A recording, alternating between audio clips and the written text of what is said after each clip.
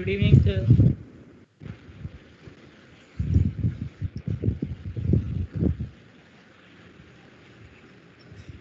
Good evening, sir.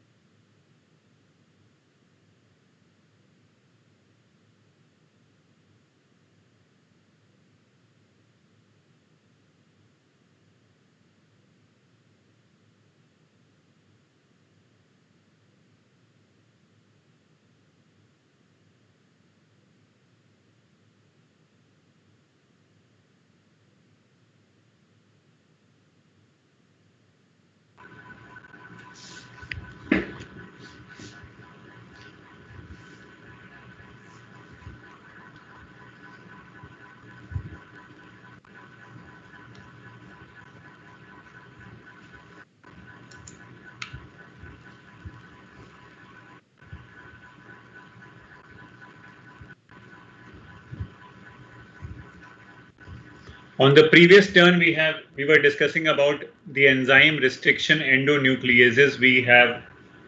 We just came to know that two enzymes which are a part of the defense system of bacteria, that is restriction endonucleases, and the other one methylases.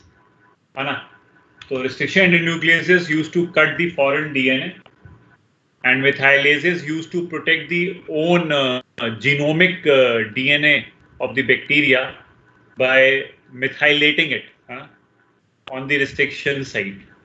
ये चीज हमने study किया था last turn पे. आज इसी को कि हम लोग पढ़ रहे हैं first what we are studying right now is actually tools of recombinant DNA technology. और इन टूल्स में सबसे पहले आपने एंजाइम्स को शुरू किया है. You have started with enzymes. Enzymes में जो पहला, मैंने इस एंजाइम को एक रोमन नंबर 1 दे दिया है ना, जैसे कि आप देख सकते हो. और अब मैं इसके अंडर जो एक एंजाइम जो एक सिंपल सा डिस्कस कर रहा हूं, जिसको हम लोग क्या कह रहे हैं, nucleases. We are calling it nucleases.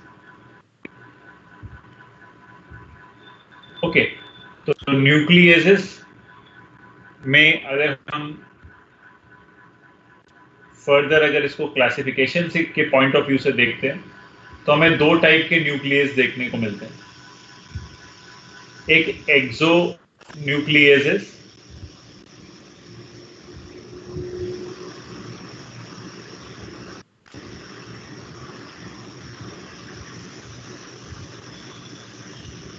और एक endo nucleases.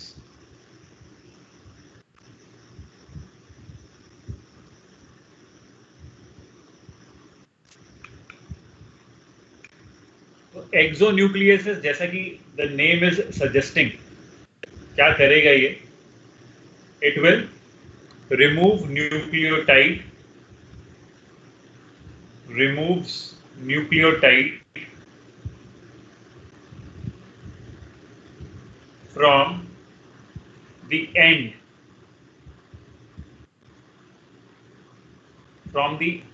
of genetic material, जिसको डीएनए कह रहे हैं, है ना.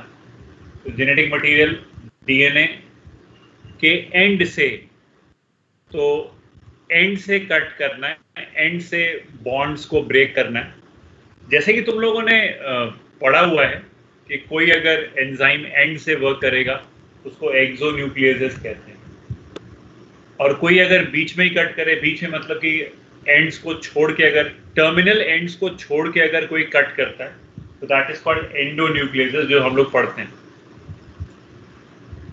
जो हम लोग रिस्ट्रिक्शन एंडोन्यूक्लियसेस के लिए पढ़ते हैं, है ना. तो एंडोन्यूक्लियसेस में अगर देखें So we'll find cuts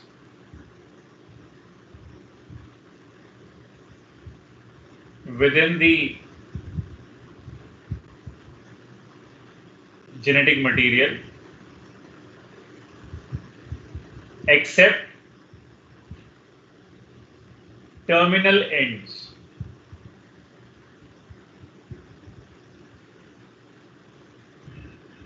terminal ends को छोड़ दिया जाए तो बीच में अगर कहीं कट करना है then that is the function of endonucleases, और अगर एंड से कट करना है तो that is the exonucleases. हम लोग मेजरली एंडोन्यूक्लियस के बारे में पढ़ते हैं. We study endonucleases. Okay. What we deal is endonucleases. तो इसीलिए हम लोग एक हेडिंग देंगे. अब सब हेडिंग आई एम गिविंग.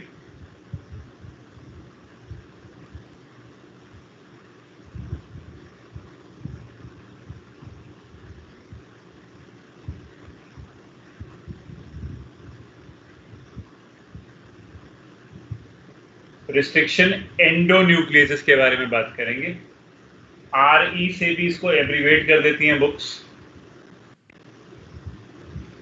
और क्या बोलते हैं इसको? केमिकल स्कैल्पल्स हम इन्हें कहते हैं.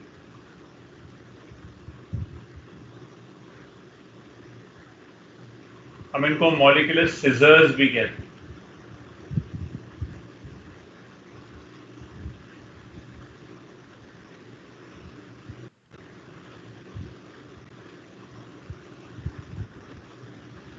केमिकल स्कैल्पल्स, मॉलिक्यूलर सिजर्स, ये नेम्स आते हैं एग्जाम में, आए हुए हैं.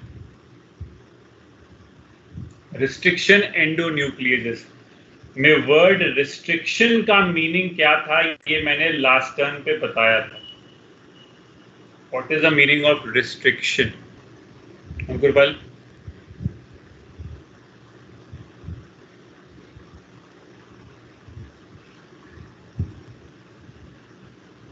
meaning of restriction? Restrict the growth of bacteriophage. Okay. Bacteriophage की ग्रोथ को कहाँ रिस्ट्रिक्ट करना है? वेयर? Inside bacteria. Okay. ठीक है, done, good, clear.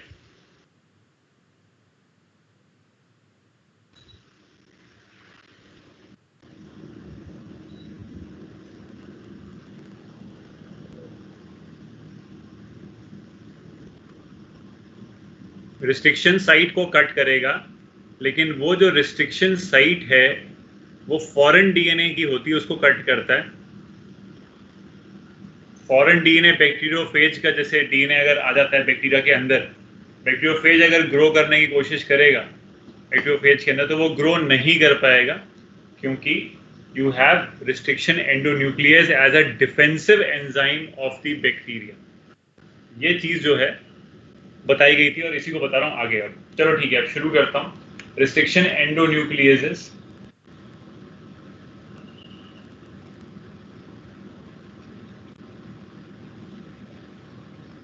break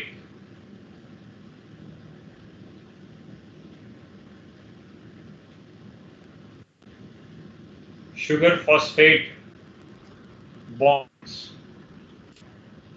between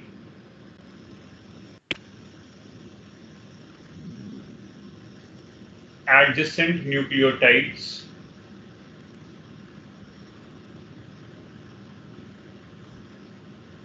they function at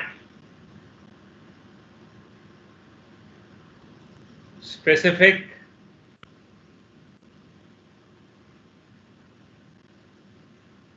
restriction site. They function at specific restriction site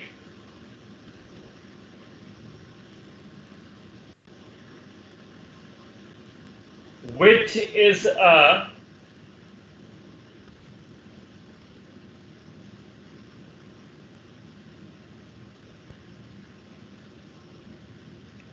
palindromic sequence. Which is a palindromic sequence. Palindromic sequence, I hope palindromes तुम लोग को पता होंगे नहीं? You must have read about palindromes.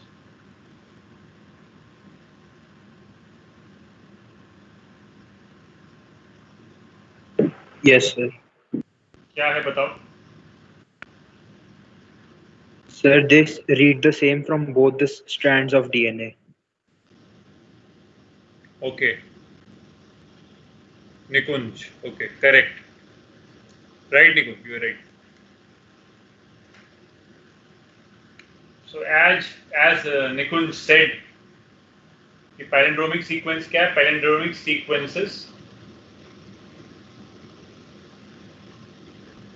read same when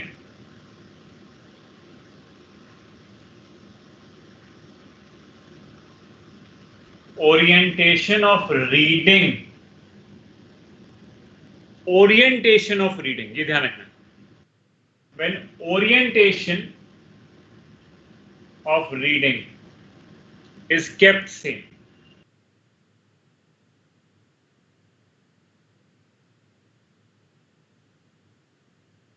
orientation of reading is kept same. Orientation को same रखना है. जैसे कि अगर हम 5' to 3' में रीड कर रहे हैं तो नेक्स्ट दूसरे स्टैंड के ऊपर भी हमको 5' to 3' पे ही रीड करना है, हम कहीं और रीड नहीं करेंगे. That is a palindrome. तो ऐसे देख लेते हैं, एग्जाम्पल देख लेते हैं. Let's take an example.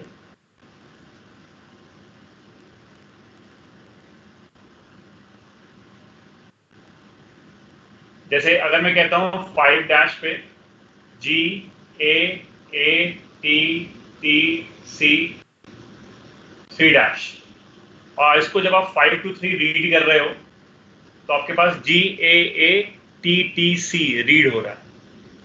जो इसका कॉरेस्पॉन्डिंग स्ट्रैंड है, अगर हम उसको चेक करें 5'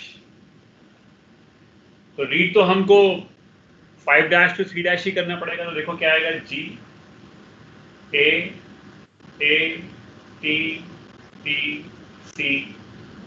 3'. तो रीडिंग तो सेम आ रही है. 5 to 3 आपने एक स्ट्रैंड पे रीड किया, it came out to be GAATTC. तो कॉरेस्पॉन्डिंग स्टैंड पे भी आपको 5' to 3' ही रीड करना पड़ेगा. Orientation should be kept same. तो 5 to 3 हमें ओरिएंटेशन रखी है.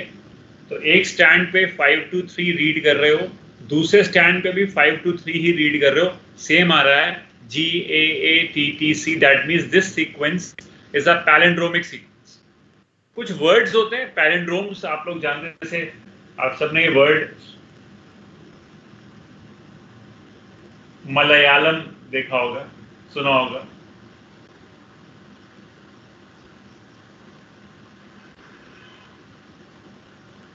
तो ऐसे रीड करें तो मलयालम, और उल्टा रीड करें तो मलयालम. सेम. नितिन सर, नितिन. हाँ नितिन, नितिन भी है. नितिन है कोई अपनी क्लास में? नहीं है.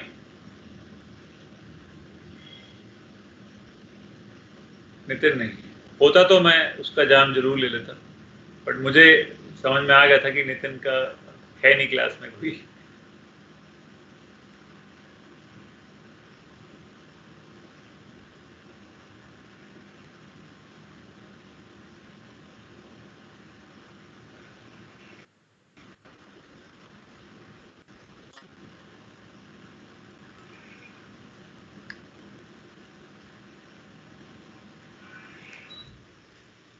ओके, तो ये एक पैलिंड्रोमिक सीक्वेंस है और आपको चल गया पता कि what is a palindrome. So this is very much, it's quite easy. Ankur Pal has also given an example of a word, madam.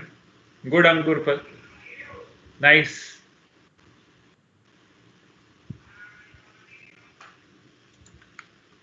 Okay, so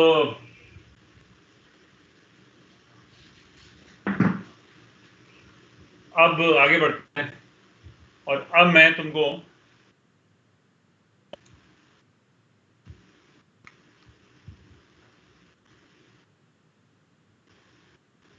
NCERT का एक डेटा है उसके बारे में डिस्कस कर लेते हैं। एनसीईआरटी क्या कहती है? एनसीईआरटी राइट्स about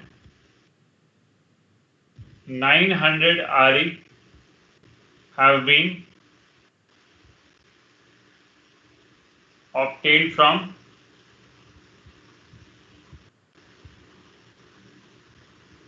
230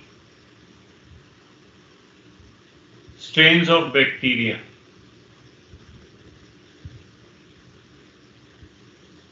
ये एक डेटा एनसीईआरटी के अंदर गिवन है, लेकिन मैं तुमको बता दूं वो 900 आरई की बात करते हैं और करीब 230 स्ट्रेन्स के बारे में बात करते हैं, लेकिन मैं आपको बता देना चाहता हूं कि ये बहुत पुरानी चीज है,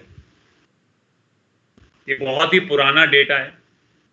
अब तक बहुत सारे आरई जो है अभी तक डिस्कवर हो चुके हैं, सिर्फ 900 नहीं, 900 से लिस्ट बहुत आगे पहुंच चुकी है। तो ये एक पुराना डेटा है जो एनसीईआरटी के अंदर गिवन है। कोई बात नहीं, अब दिया है तो फिर पढ़ना पड़ता है, लेकिन चीजें अब आगे बढ़ चुकी हैं, एडवांसमेंट हो चुकी है और काफी चीजें डिस्कवर हो चुकी हैं और ज्यादा आरई डिस्कवर हो चुके हैं। ये एक पुराना डेटा है जो एनसीईआरटी अभी तक लिखती है। अच्छा, दूसरी बात एनसीईआरटी क्या लिखती है अबाउट द नॉमेनक्लेचर ऑफ आरई, कि आरई नाम देते हैं।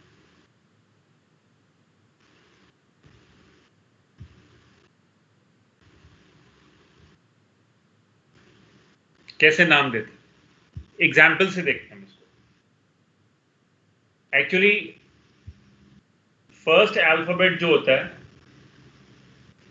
आरई का, that is taken from generic name. Generic name genus जानते हैं, ठीक है। फिर सेकंड जो अल्फाबेट होता है, सेकंड अल्फाबेट जो होंगे या नेक्स्ट अल्फाबेट्स भी कह सकते हैं, क्योंकि एक नहीं होगा, ज्यादा भी हो सकते हैं। चलो ठीक है, सेकंड भी लिख सकते हैं, कोई दिक्कत नहीं।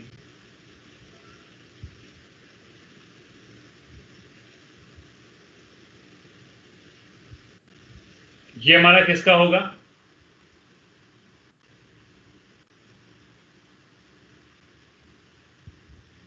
स्पेसिफिक नेम, जिसको आप स्पीशीज कहते हो।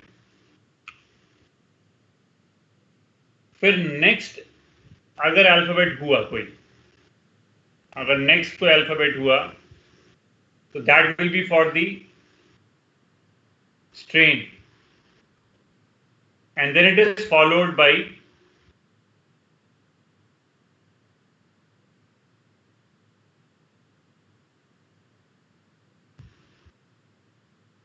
order of isolation.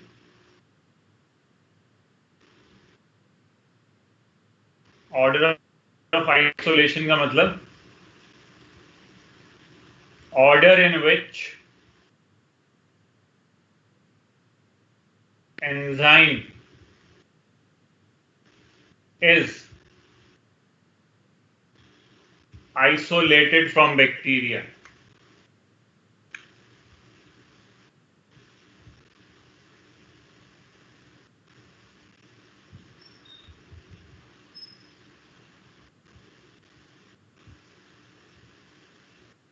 एग्जाम्पल लेके चलते हैं। जैसे एग्जाम्पल है इको R1, तो फर्स्ट अल्फाबेट जो है that is for the generic name, and you all know Escherichia. फिर सेकेंड अल्फाबेट्स दो भी हो सकते हैं, और दो ही होते हैं यूजुअली, तो तुम जानते ही हो सकते हैं दो। तो वो that is for specific name, that is coli. तो ये हो गया जीनस, ये हो गया specific name, species. Next alphabet is for strain, strain from which this enzyme has been isolated। तो इसमें RY13 strain का नाम है। It is a name of the strain RY13। और जो नेक्स्ट नंबर है Roman number 1, this is order of isolation. Order of isolation का मतलब ये कि ये पहला एंजाइम है जो आइसोलेट हुआ है from E coli strain RY13। First enzyme है ये जो आइसोलेट किया गया from this strain RY13।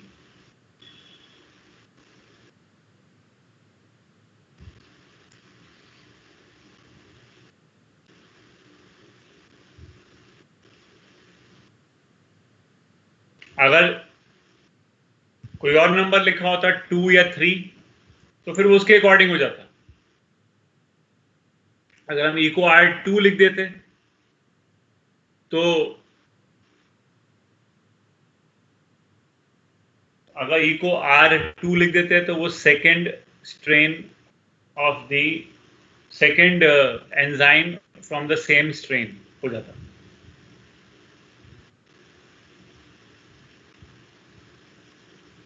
Okay good. तो एक स्ट्रेन से you can have a number of enzymes, ऐसा कुछ नहीं है।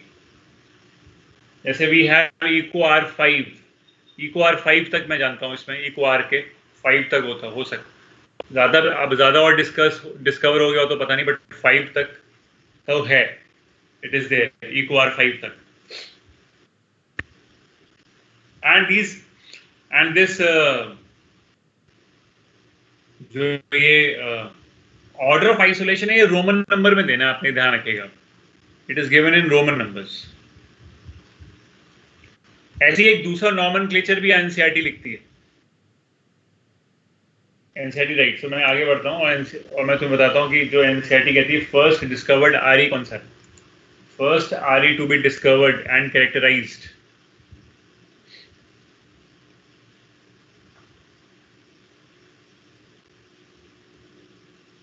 first RE characterized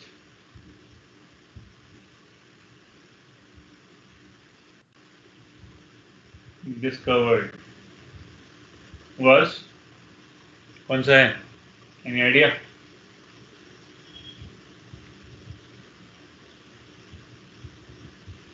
N2.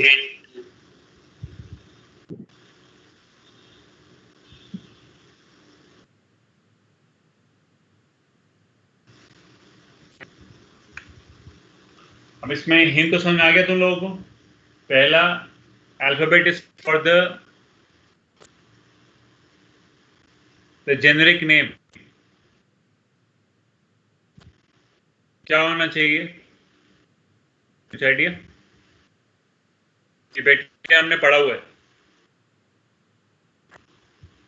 We read it in human health and disease chapter.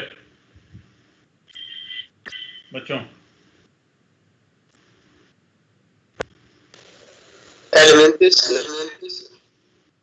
Haemophilus, क्या बोल रहे हो? हीमोफिलस बोला? Haemophilus influenzae.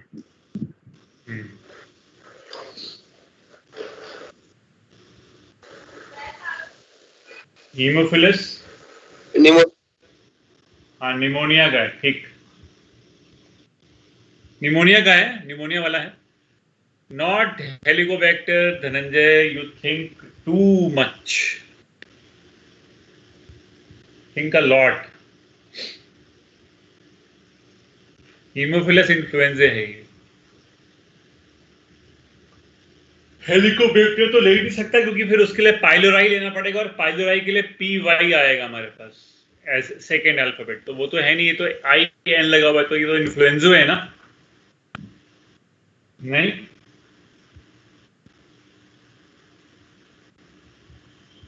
स्ट्रेन आरडी है यहाँ पे, और 2 तो ऑर्डर ऑफ आइसोलेशन हो गया। ठीक है,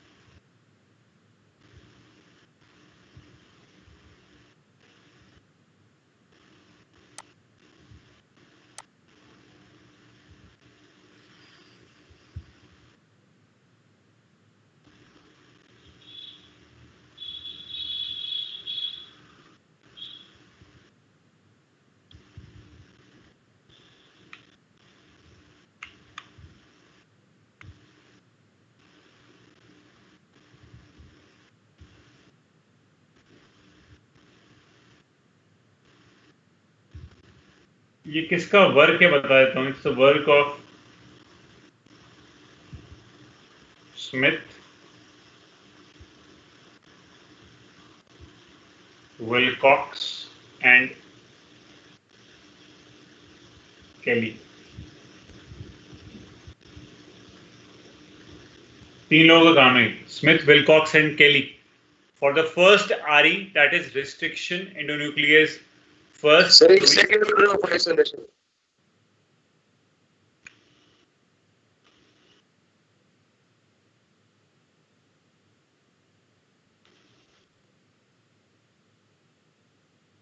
तो फर्स्ट आरई पे जो वर्क है, ये 3 लोगों का काम है, स्मिथ, विलकॉक्स एंड केली का।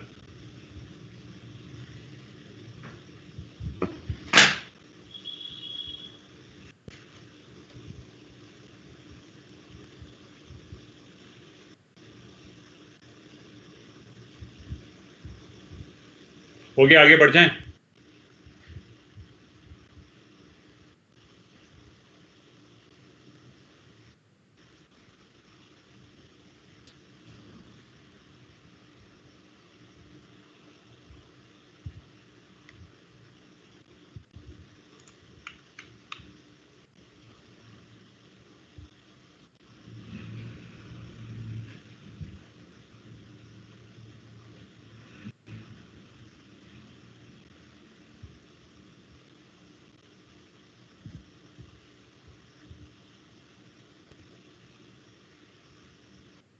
सर ये फर्स्ट एग्जाम था जिसका हमने नेमिंग की थी।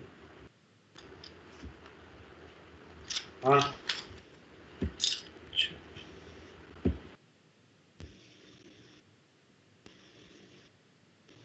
सबसे पहला रिस्ट्रिक्शन एंडोन्यूक्लियस जिसको कैरेक्टराइज किया गया, जिसकी फंक्शनिंग के बारे में हमने पता किया, जिसके बेस पेयर्स की सीक्वेंसेस हमको पता थी कि ये कहाँ पे काम करता है। सबसे पहला रिस्ट्रिक्शन एंडोन्यूक्लियस जो कैरेक्टराइज हुआ और जेनेटिक इंजीनियरिंग में यूज हुआ, HindD2।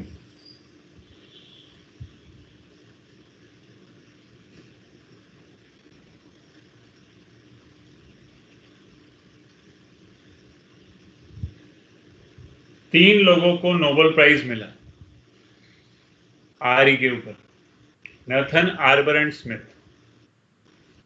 आर्बर वही जिन्होंने आरई की डिस्कवरी में काम किया, और वो डिफेंस सिस्टम ऑफ बैक्टीरिया के लिए काम किया, रिस्ट्रिक्शन मॉडिफिकेशन सिस्टम डिस्कस किया था हमने लास्ट टाइम। फिलहाल 3 लोगों को नोबेल प्राइज मिला for their work on RE. और अब मैं आपको बताता हूं कि what are the ends created by आरई।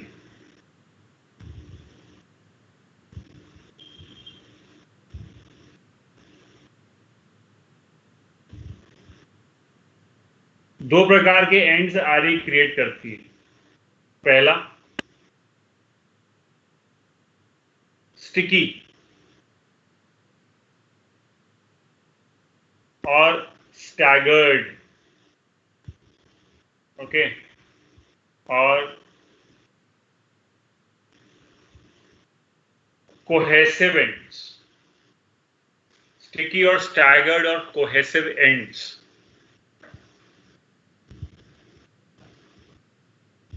मैं बताता हूं क्या होते हैं। अभी मैं एक लाइन लिखता हूं पहले। Formed when RE cuts a little away from middle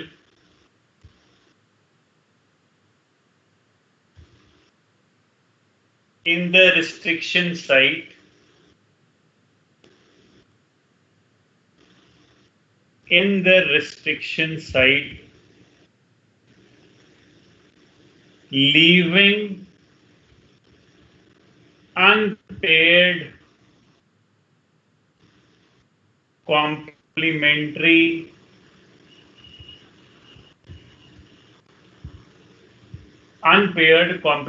bases.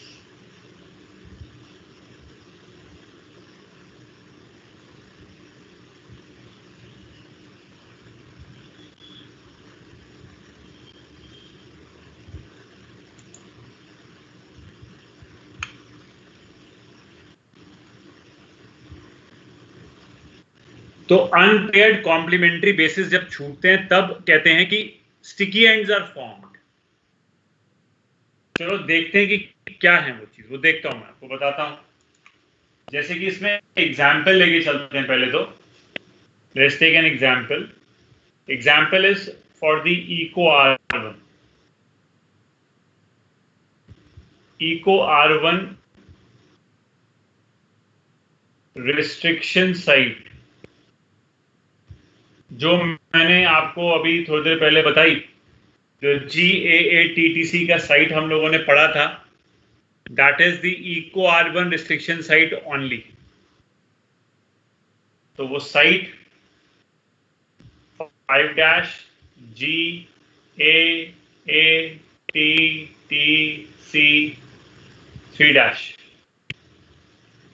5-GAATTC 3 और G और A के बीच में कट करना है। दोनों स्टैंड्स में जिन बेस के बीच में एक स्टैंड पे कट हो जाएगा, सेम बेसिस के बीच में दूसरे स्टैंड पे भी कट होगा। अगर G और A के बीच में कट हो रहा है एक स्टैंड पे, तो दूसरे स्टैंड पे भी G और A के बीच में ही कट करना है।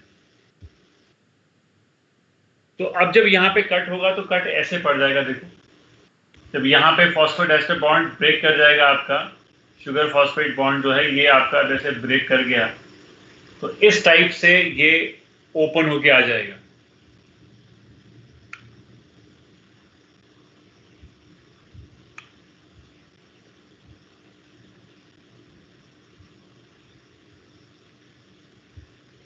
फाइव डैश G और नीचे 3 पे CTTA। ये स्ट्रेच ऐसे खाली पड़ जाएगा और बाकी AATTC 3-5-G। तो चार बेसिस का स्ट्रेच इधर और 4 का उधर। This is unpaired. और कॉम्प्लीमेंट्री अगर इनको छोड़ दिया तो आपस में जुड़ जाएंगे, हाइड्रोजन बॉन्ड्स बना करके दोबारा जोड़ सकते हैं अगर ये ओपन छोड़ दिए जाएं, क्योंकि कॉम्प्लीमेंट्री हैं। इसलिए इनको नाम देना स्टिकी, कोहेसिव, और क्योंकि अनपेयर्ड बेसिस छूटते हैं तो स्टैगर्ड नाम दिया गया।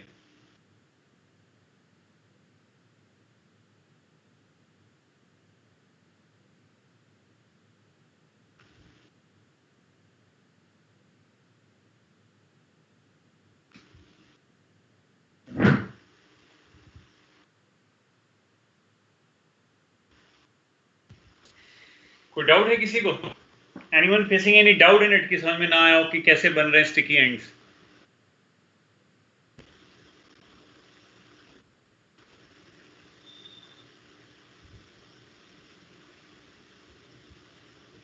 रिस्ट्रिक्शन साइट में जहां पे एरो लगा होता है, ध्यान रखना, रिस्ट्रिक्शन साइट में जहां पे एरो लगा होता है वहीं पे शुगर फॉस्फेट बॉन्ड जो है उसको तोड़ना है आपको। न्यूक्लियोटाइड्स के बीच का बॉन्ड आप वहीं पे ब्रेक करोगे जहां पे एरो लगा हुआ है। तो एरो हमने लगाया था बिटवीन ग्वानीन एंड एडिनिन, तो जी और ए के बीच में हमने एरो लगाया, तो वहीं को उसी को हमें कट करना पड़ेगा।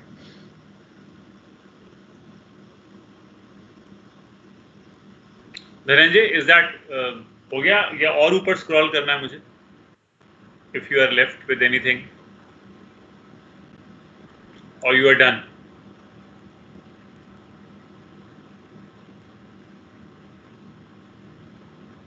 ओके,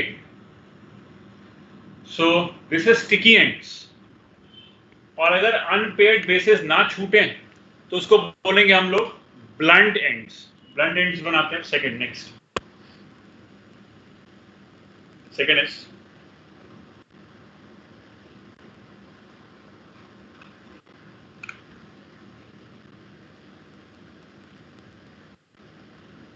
ब्लंट और फ्लश एंड्स। मैं एक काम करता हूं, ये जो मैंने 1 2 दे दिया है ना, ये एक्चुअली मैं एंजाइम्स के लिए 1 2 यूज कर रहा था, ये वाला इंटीजर। मैं इसको चेंज करता हूं। I was using about enzymes, मैंने एंजाइम्स को नंबर 1 दिया था ना, हाँ, तो आई एम चेंजिंग इट। मैं दूसरा वाला 1 यूज कर लेता हूं।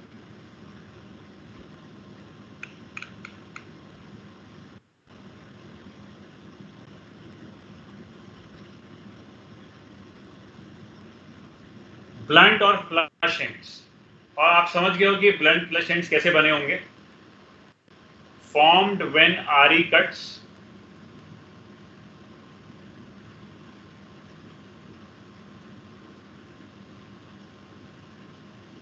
in the middle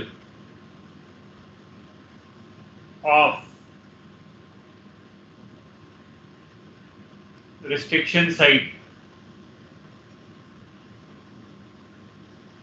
leaving no unpaired basis.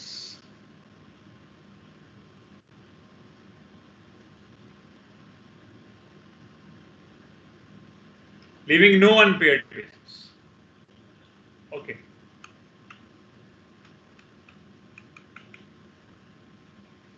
Draw कर लेते हैं। इसका एग्जाम्पल भी आपको पता है, अभी बताया मैंने। Hint D2 blunt ends create करता है। और एनसीईआरटी इसके लिए लिखती है कि restriction site is of 6 base pairs. देखो आपने रीड करी ये लाइन एनसीईआरटी की? Have you read this line, read this statement? Hint D2 का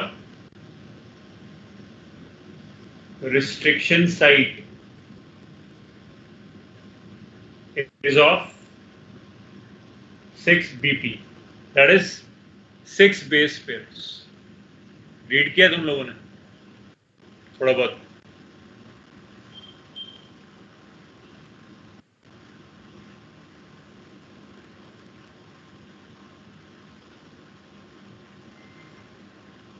सिक्स बेस पेयर्स का है, तो इको R1 का भी तो 6 बेस पेयर्स का ही था।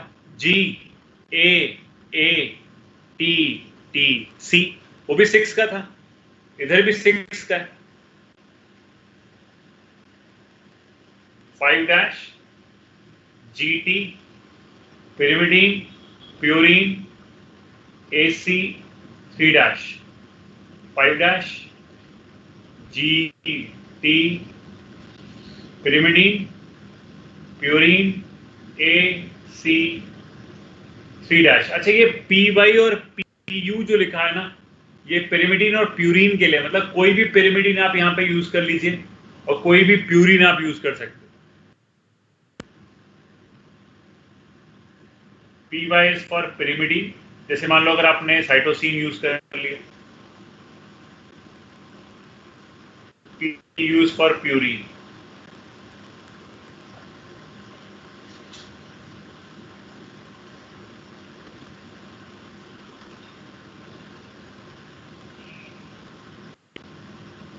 और क्योंकि ब्लंट एंड्स क्रिएट करने हैं तो ये एकदम इन द मिडिल कट करेगा बिटवीन पिरिमिडीन एंड प्यूरिन, यहां पे मिडिल में बीचों बीच ये कट करेगा।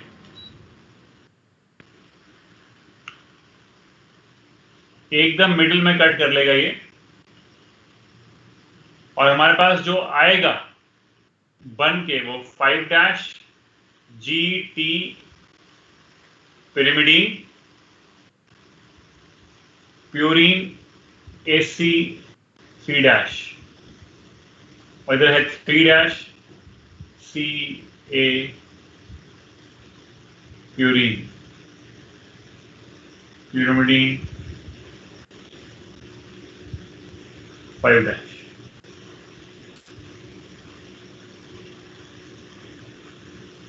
तो दोनों साइड देखो कोई भी अनपेयर्ड बेस नहीं छूटता, no unpaired base is left,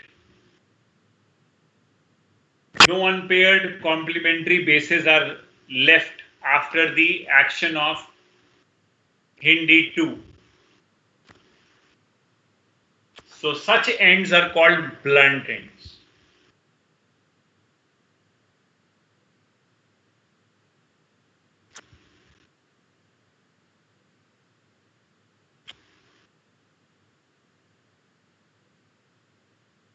No unpaired base is left. Okay.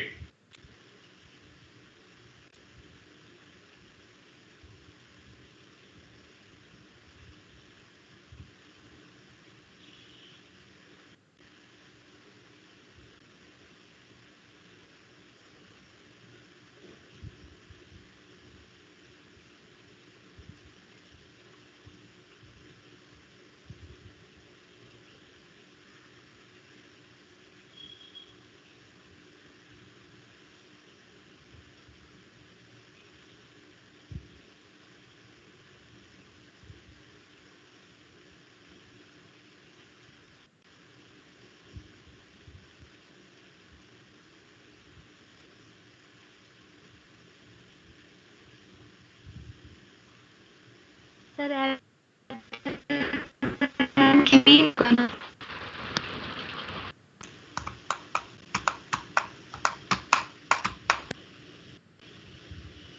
क्या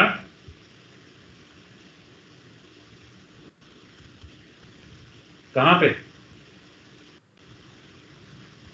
यहीं पे बोल रहे थे। सही तो है, देखो सही जैसे चेंज है। गलत कहां है, देखो सही है।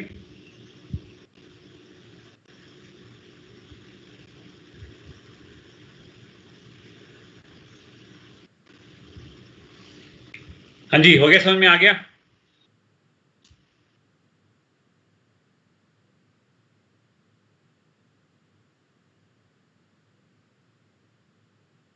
ठीक है ना? ओके, तो ये थी बात जो अब इसको आगे बढ़ाते हैं। तो दो एंड्स क्रिएट हो गए, blunt ends and sticky ends आपको बता दिया। और एक बात हमें देख ली कि जिन दो बेसिस के बीच में आरी एक स्टैंड पे कट करता है, सेम उन्हीं दो बेसिस के बीच में आरी दूसरे स्टैंड पे कट करेगा। तो ये एक लाइन लिख ले नीचे नोट करके,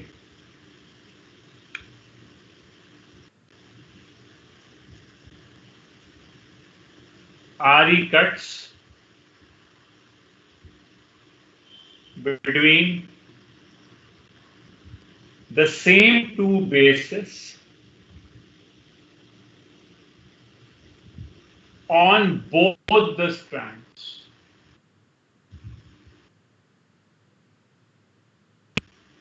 Same two bases on both the strands. Correct. अच्छा, अब मैं कुछ और बताता हूं कि जैसे टाइप्स ऑफ आरी भी एक लाइन लिख लेते हैं इसके ऊपर। टाइप्स ऑफ आरी, आरी जो है वो 3 टाइप का होता है।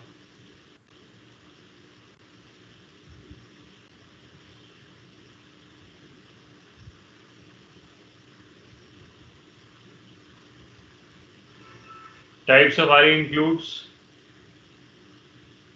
type 1, type 2 and type 3.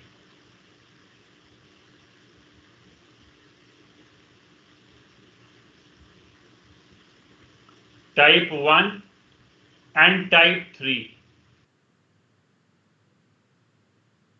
recognize restriction site but do not cut within it.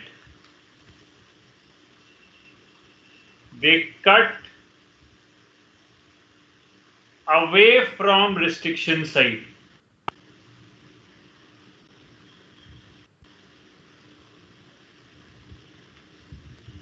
They cut away from restriction site, therefore not preferred in genetic engineering. ये अपनी साइट पे बाइंड तो करते हैं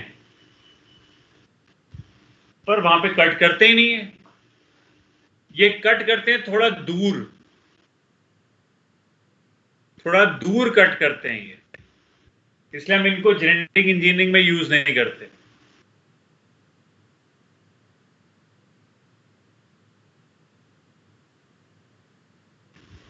हम इनको जेनेटिक इंजीनियरिंग में यूज नहीं करते क्योंकि ये रिस्ट्रिक्शन साइट के विद इन कट नहीं करते. जो टाइप 2 वाला आ रही है ना, वो ये काम करता है. टाइप 2 आ रही cuts within its restriction site. Therefore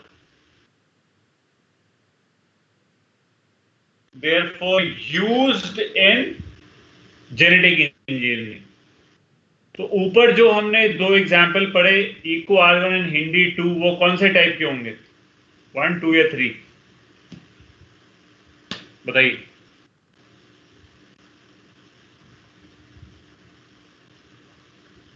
Sir, 2. 2?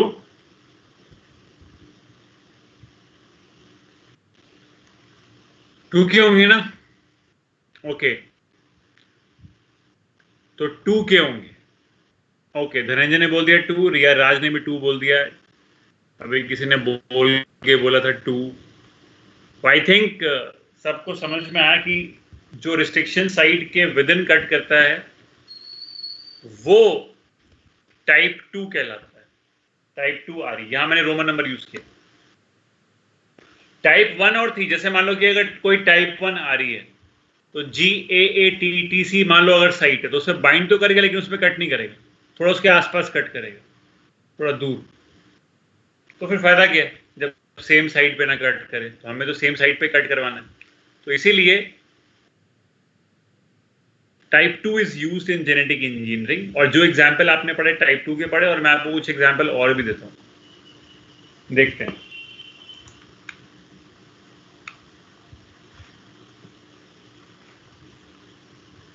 Examples of type 2 आ रही.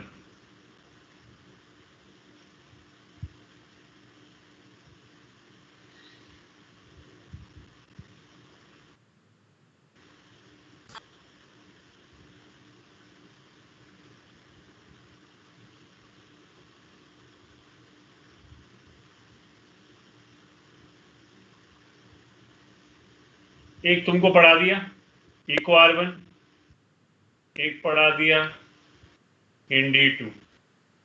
ये तो पढ़ा ही दिए. इसके अलावा देखते हैं.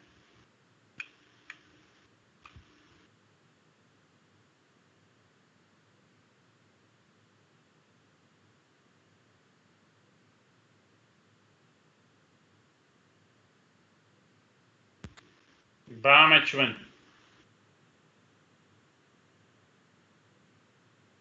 इस पे जो BAM है वो उसका जेनेरिक नेम और स्पेसिफिक नेम हो गया। तो वो क्या है?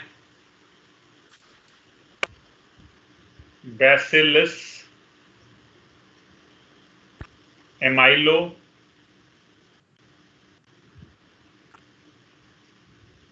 लिक्विफेशियंस।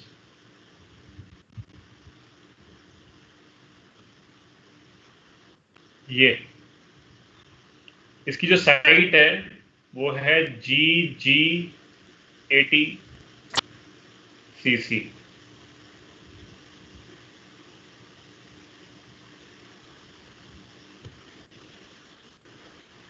साइट हमें एज नहीं याद करनी है, हमको ये जरूर याद करना है कि किसके ब्लंट एंड्स और किसके स्टिकी एंड।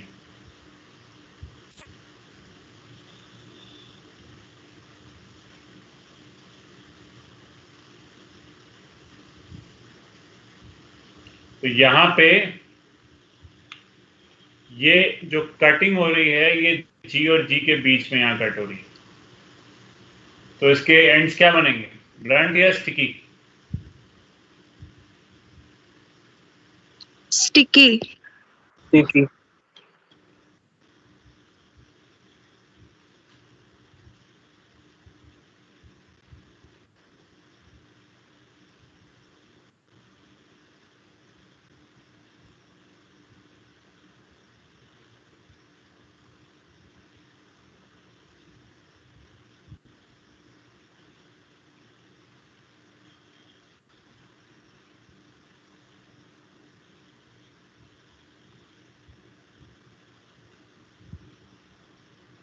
GTC GAC, इसके भी एंड समझ में आ गए होंगे।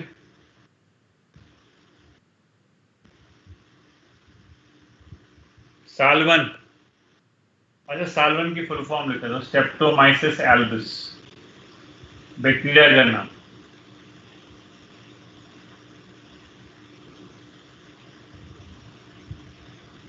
Streptomyces CEA, Albus ALBUS। कौन से एंड्स होंगे बताओ? स्टिकी। ठीक है, स्टिकी। ठीक।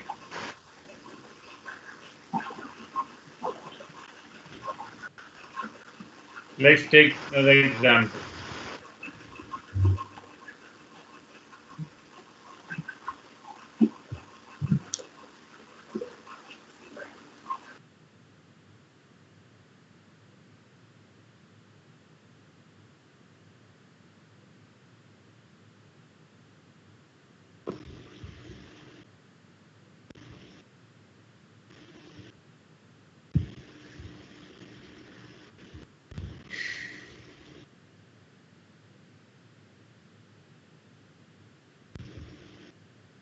Alu 1,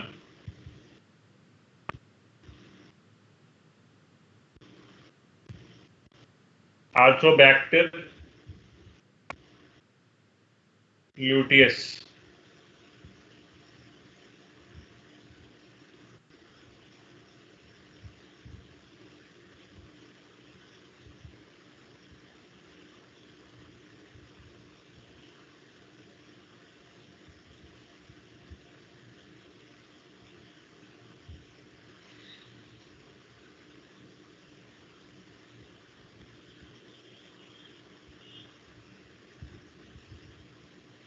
ये एकदम बीचों बीच कट कर रहा है।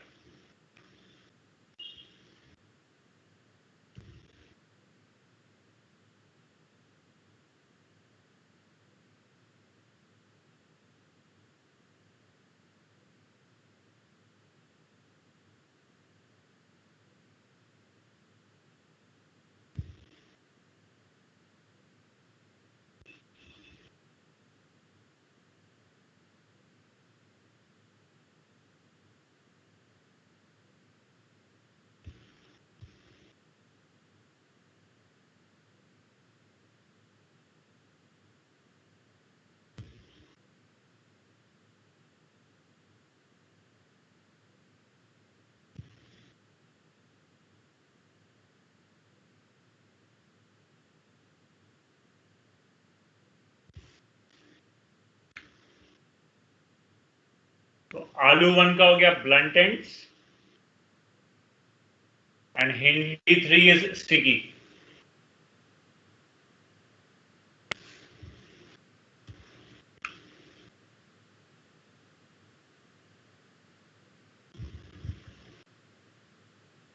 चलो ठीक है, गुड.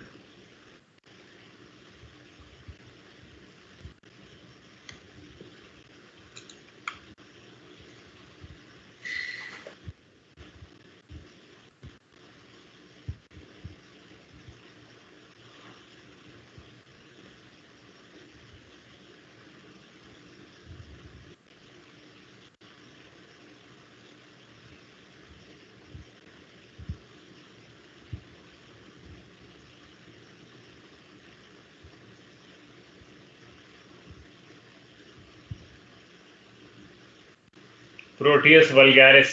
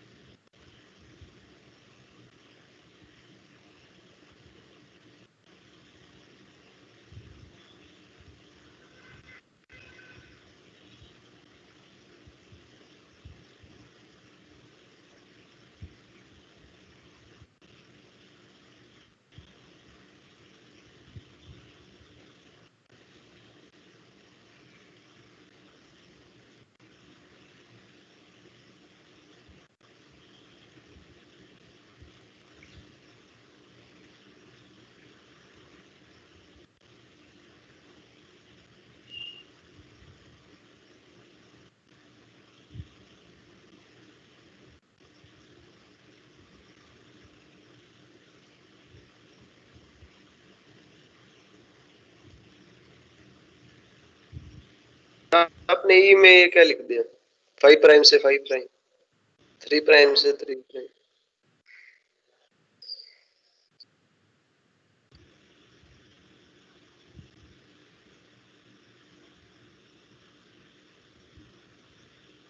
मैं देख रहा था कि तुम सो रहे हो या जाग रहे हो.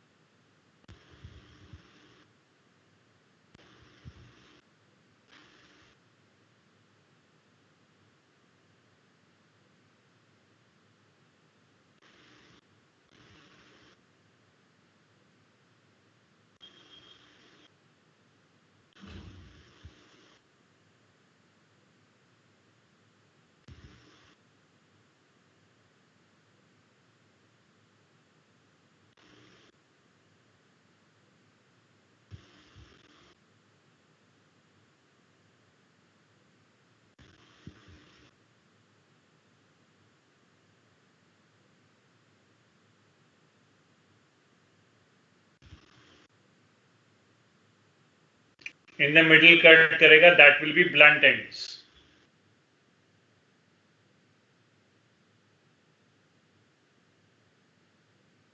दिस क्वेश्चन केम नीट में.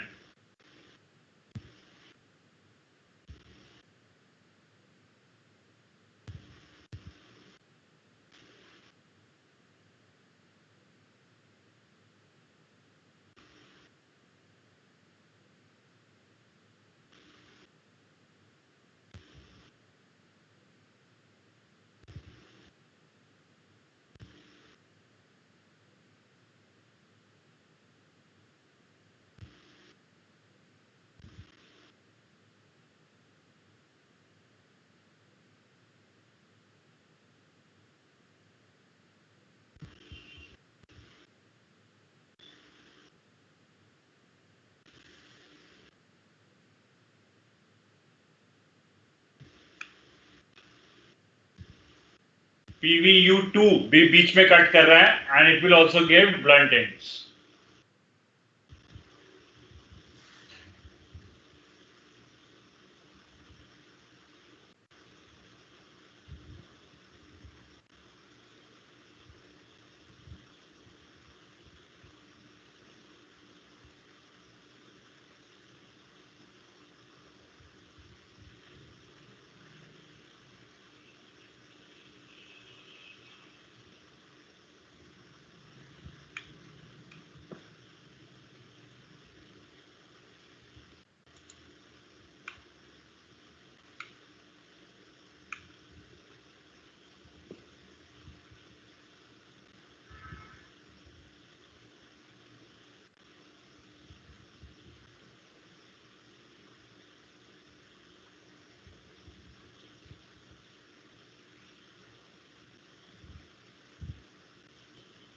Clav1,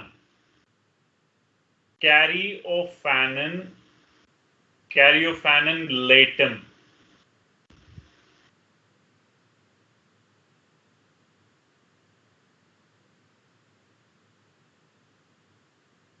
ATC.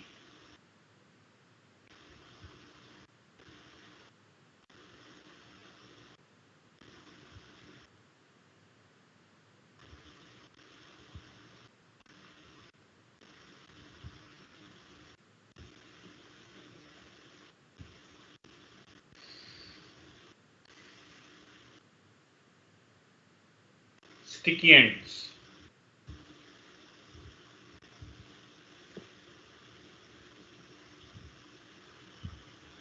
XHO1.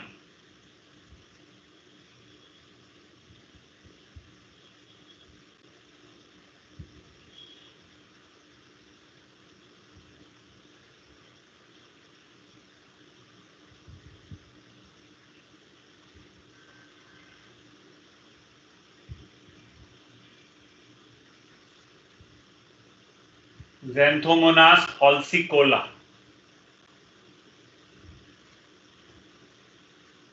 CTC.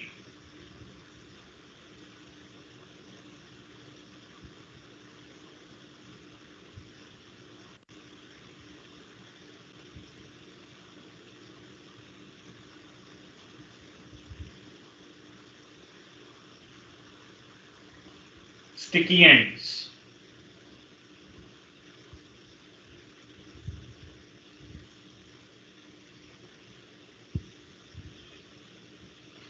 तो हमको ये पता होना चाहिए कि कौन से स्टिकी एंड्स क्रिएट कर रहे हैं, कौन से ब्लंट एंड्स क्रिएट कर रहे हैं. एटलीस्ट इतना आइडिया तो होना चाहिए. बाकी जो साइट्स हैं वो तो बहुत मुश्किल से पूछेंगे, लेकिन पूछ रहे तो फिर मैंने लिखवा दिए. बट पहले ये याद कर लो कि कौन से ब्लंट एंड्स पूछेगा, कौन से स्टिकी पूछेगा. और नीट में जो क्वेश्चन आया उसने यही पूछा है कि कौन सा ब्लंट एंड क्रिएट करेगा, कौन सा स्टिकी एंड क्रिएट करेगा. बस ये पूछा गया नीट में. साइट नहीं पूछेगा, नहीं पूछी गई. पूछेगा तो कुछ भी हो सकता है. नहीं पूछी गई अभी तक साइट लेकिन जो इको R1 की वो तो एनसीईआरटी में दे ही रखी है, वो तो याद कर ही सकते हैं.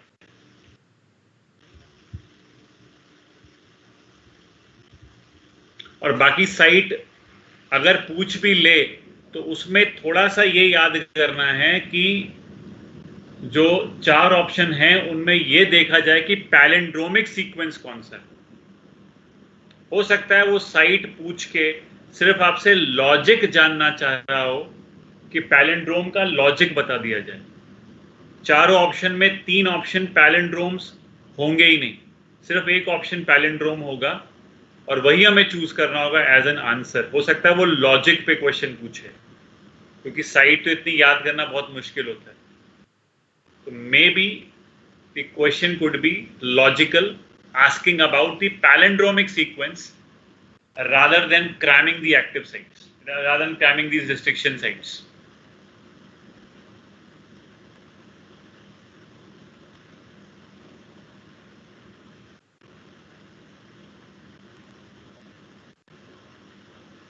कोई साइट रहेगी किसी की कॉपी करनी? Anyone left?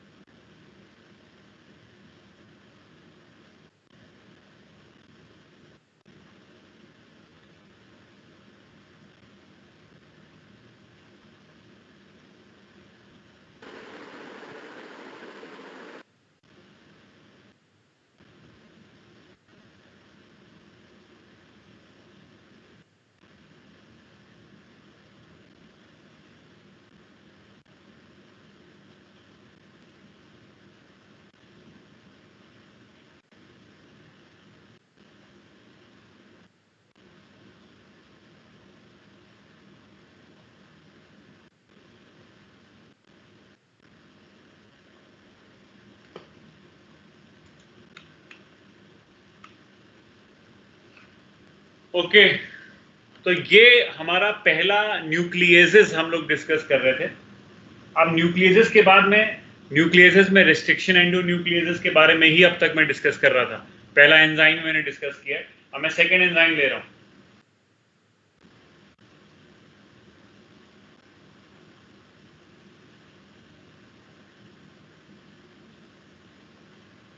Alkaline phosphatase, AP.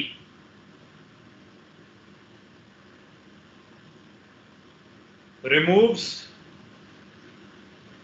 phosphate from 5' end। जो 5' end है, आप जानते हो कि डीएनए का जो 5' होगा, न्यूक्लियोटाइड का जो 5' शुगर होगी, जो शुगर पे जो 5' कार्बन होगा उस पर फॉस्फेट लगा होता है, सभी जानते हैं, सबने पढ़ा हुआ है। 3' पे हाइड्रोक्सिल होता है, 5' पे फॉस्फेट होता है। तो एल्कलाइन फॉस्फेटेज 5' से फॉस्फेट को रिमूव कर देगा, ये उसका फंक्शन है।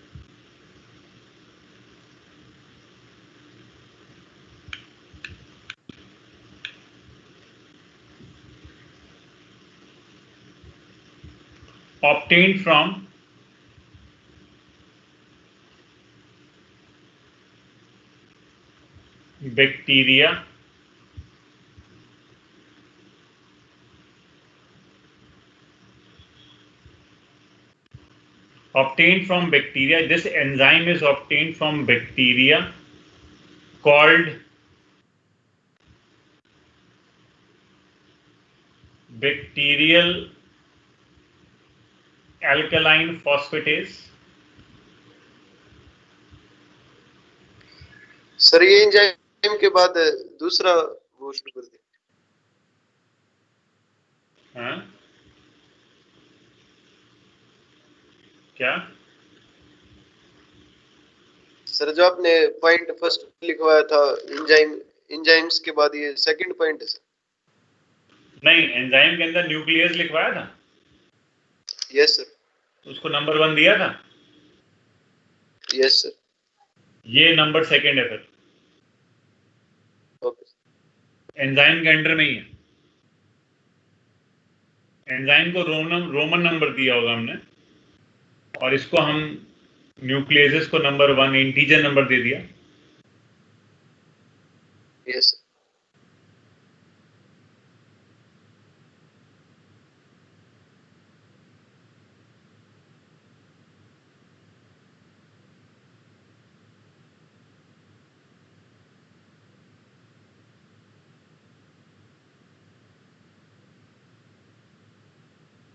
तो सेकंड एंजाइम है ये बच्चों, न्यूक्लियसिस के बाद दूसरा एंजाइम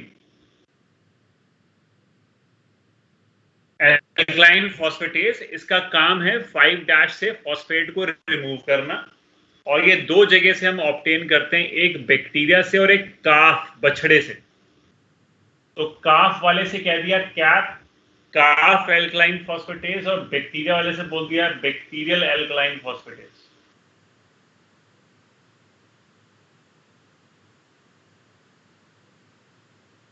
ठीक है।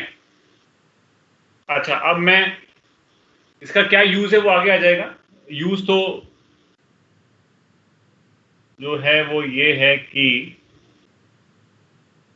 इट प्रिवेंट्स, लेकिन इसका मीनिंग अभी आगे समझ में आएगा। It prevents the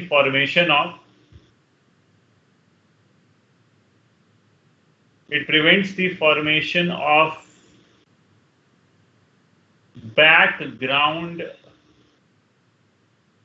religation products. Prevents the formation of background religation products. ये क्या होता है मैं आपको बताता हूं, लेकिन मैं थर्ड एंजाइम ले रहा हूं अभी पहले। थर्ड एंजाइम इज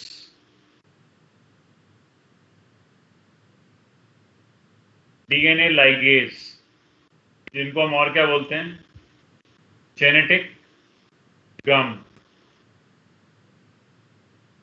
और molecular glue. DNA ligase, DNA ligase का जो काम है वो क्या है, डीएनए लाइगेज का जो वर्क है वो क्या है।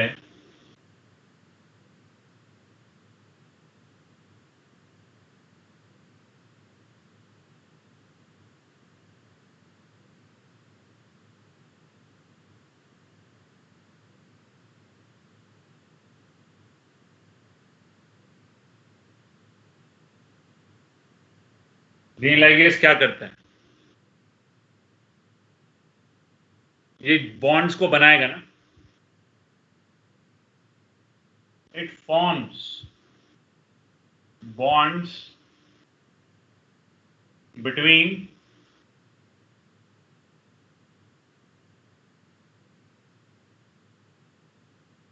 Adjacent nucleotides. दो न्यूक्लियोटाइड के बीच में ये बॉन्ड्स बनाता है, और बनाने के लिए क्या चाहिए, इट रिक्वायर्स, बॉन्ड्स बनाने के लिए क्या चाहिए, it requires 5' phosphate and 3' hydroxyl. Requires 5' phosphate and 3' hydroxyl. क्योंकि फॉस्फेट और हाइड्रोक्सिल के बीच में ही तो बॉन्ड बनाएगा। अगर ये दो चीजें अवेलेबल नहीं होगी तो बॉन्ड कैसे बना पाएगा। ये तो हम समझ ही रहे हैं कि 5' पे फॉस्फेट लगा होना जरूरी है, 3' पे हाइड्रोक्सिल होना जरूरी, तभी तो बन पाएगा बॉन्ड। तो ये चाहिए, और क्या चाहिए इसको, also requires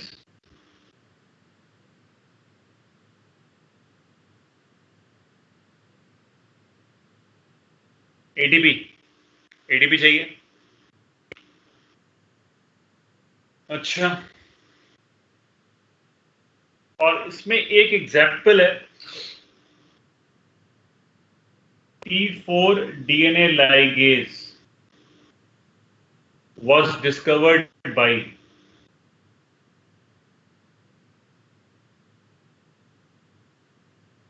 T4 DNA ligase was discovered by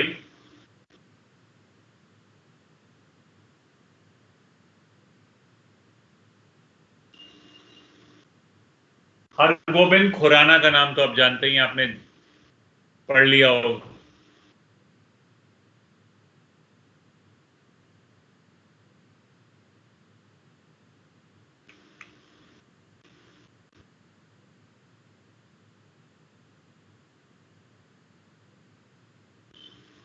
एक फोर्थ डीएनए पॉलीमरेज हमको चाहिए होता है एंजाइम, उसके लिए आप बॉटनी में पढ़ लेते हैं तो मुझे इतना बताने की जरूरत नहीं है। और एक एंजाइम जो है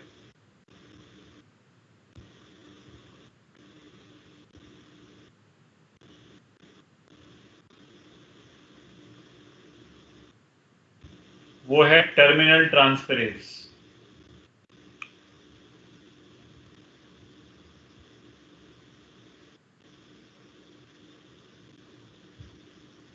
कन्वर्ट्स blunt into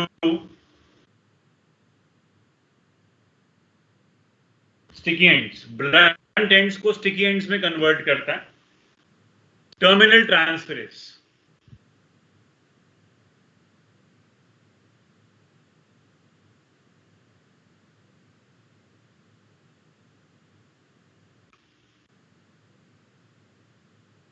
कैसे?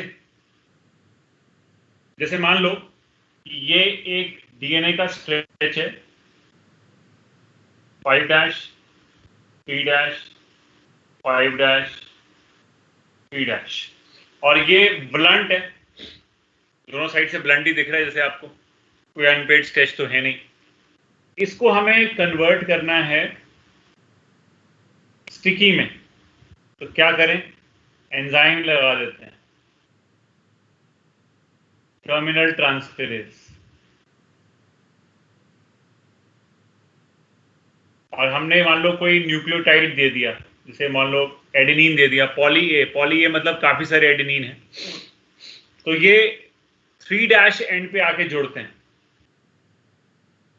मतलब 5' और 3' एंड पे एडेनिन जोड़ दो।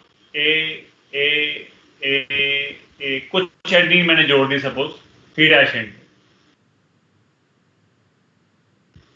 अच्छा इधर भी 3' पे जोड़ देता हूं, ए ए ए ए 3'। तो दोनों साइड देखो अनपेयर्ड बेसिस बाहर की तरफ निकल आए, तो ये स्टिकी में कन्वर्ट हो गया। मान लो एक डीएनए में आपने यहां पे स्टिकी क्रिएट कर दिया, दूसरे डीएनए में आप चाहो तो पॉली टी लगा दो, आई मीन जैसे 5' 3' 5' 3' और हमने इस पे सेम एंजाइम लगा दिया टर्मिनल ट्रांसफेरेज,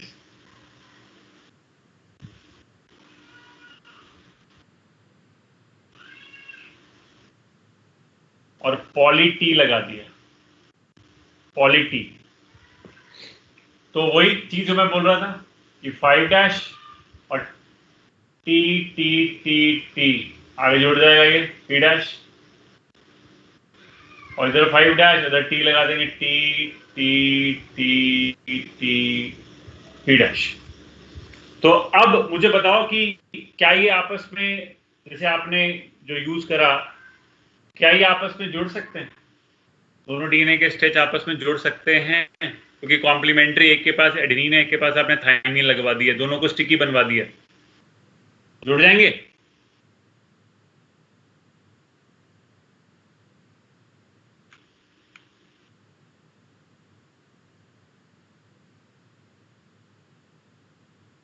जुड़ जाएंगे।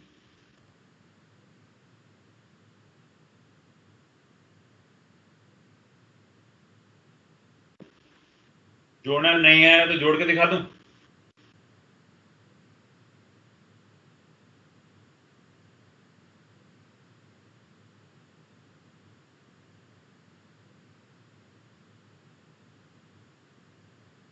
कॉम्प्लीमेंट्री जुड़ जाएंगे, समझ तो गए तुम लोग, है ना?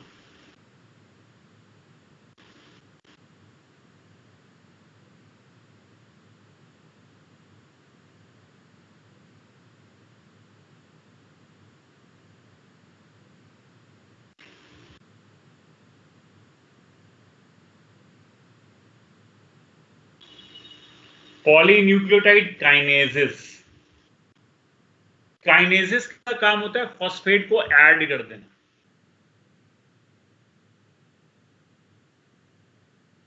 adds phosphate to 5' end. जैसे अभी वो ऊपर एक एंजाइम था जो फॉस्फेट को रिमूव कर रहा था, दैट वाज एल्कलाइन फॉस्फेटेज, लेकिन ये जो है वो फॉस्फेट को ऐड कर रहा है, it is adding the phosphate to the 5' end, just opposite work कर रहा है.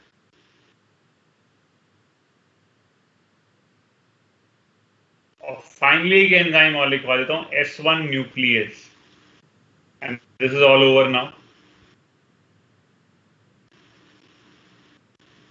ये उल्टा काम करेगा, कन्वर्ट्स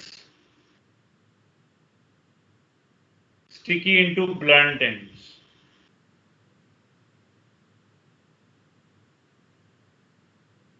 मतलब ये एक प्रकार का क्या है,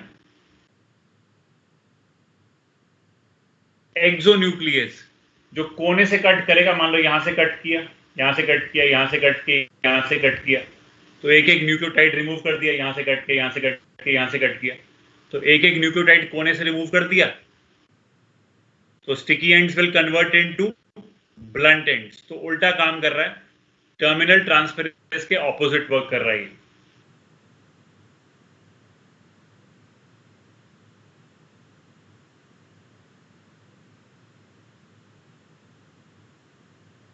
ठीक है, डन. समझाया आप लोगों को. This is a list of enzymes जो हम लोग यूज करते हैं in genetic engineering.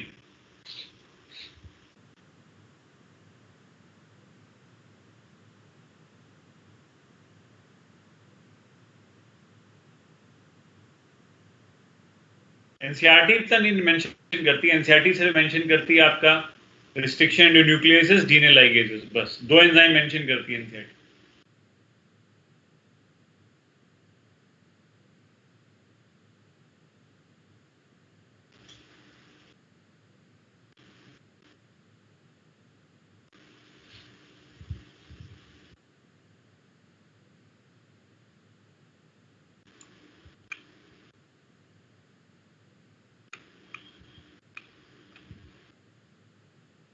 Now we are giving a heading.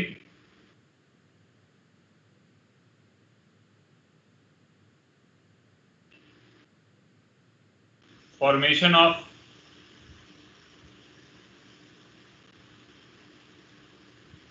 recombinant DNA.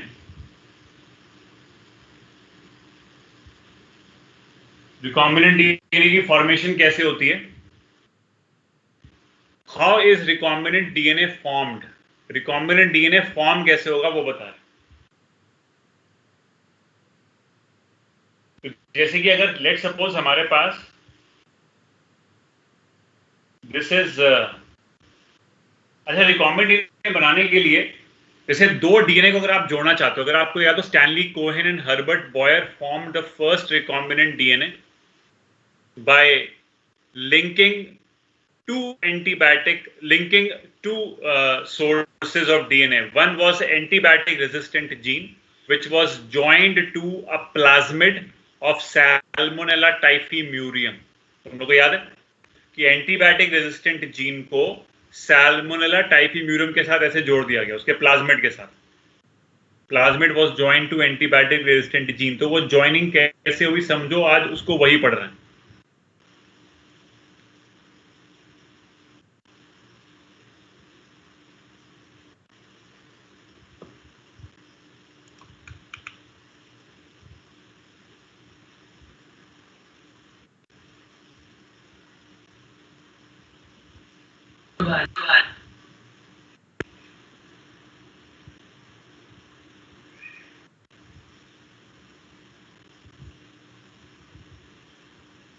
Both vector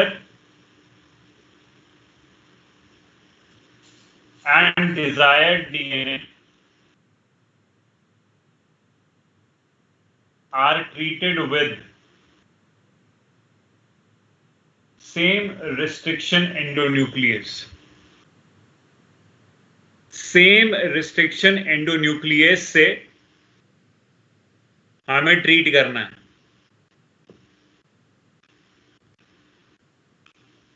this is very much important. कि जो भी वेक्टर मैं यहाँ पे जो बोल रहा हूं ना, वेक्टर कैन बी प्लाज्मिड जो डीएनए को कैरी करेगा, क्योंकि प्लाज्मिड में डीएनए ऐड होके आएगा। आप प्लाज्मिड में ही डीएनए जोड़ते हो, जैसे आपने सैल्मोनेला टाइफीम्यूरियम के प्लाज्मिड में डीएनए जोड़ दिया, antibiotic resistant gene was being added to it. तो आप प्लाज्मिड को वेक्टर मान लीजिए कि वेक्टर है प्लाज्मिड और उसमें हमें डीएनए को जोड़ना है।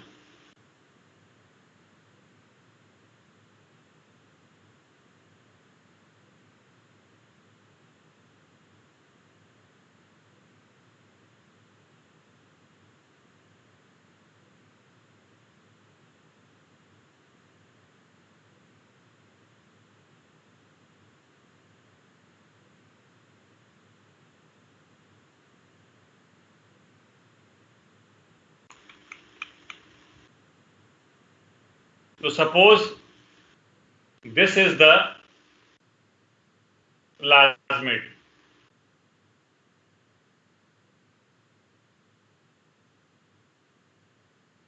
और दी वेक्टर, और इसके ऊपर एक साइट है इको R1 की, इसको इको R1 से ट्रीट कर दिया गया। At the same time you have the desired DNA also, and desired DNA do also have the same site for eco R1। और सपोज कि यहाँ पे मैं एक साइड यहाँ मान ले देता हूँ और सपोज एक यहाँ मान लेता हूँ,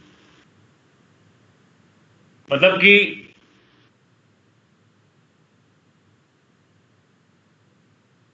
तो इको R1 की साइड अगर यहाँ पे है तो ऐसे कट हो जाएगा और ऐसे कट हो जाएगा, जैसे मैं तुमको मैंने GAATTC कट करके दिखाया था। आई होप तुम लोगों को ये बात समझ में आई कि वो ऐसे कट करके बाहर आ जाएगा। और इको R1 पे सपोज एक साइट है तो वो ओपन कर जाएगा, ओपन ये ऐसे कर गया।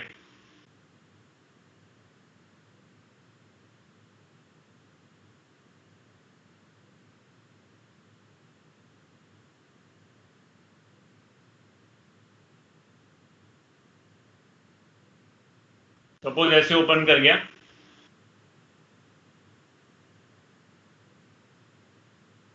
और एक साइड अगर मैं 5' एंड मानता हूं तो उस पे क्या लगा होगा, फॉस्फेट, और दूसरी साइड पे क्या लगा होगा, हाइड्रोक्सिल।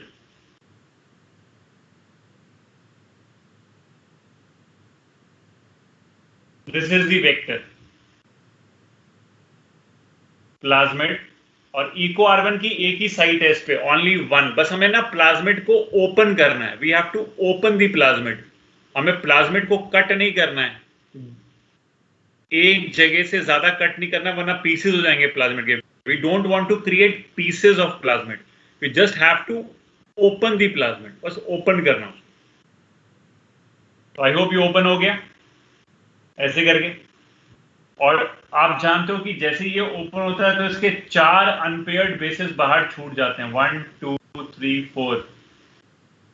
तुम्हें अगर याद हो GATTC में 4 अनपेयर्ड बेस छूटते हैं।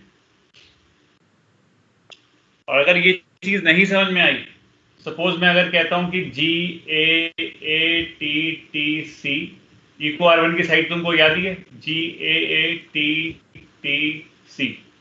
सपोज, है ना, और ये एक साइट है इस प्लाज्मिड में, दिस इज द प्लाज्मिड,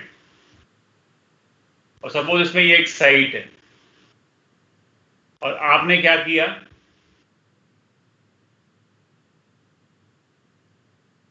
जब लगाया इस पे एंजाइम तो यहां कट करेगा और यहां कट करेगा, तुम्हें याद होगा। तो ये ऐसे करके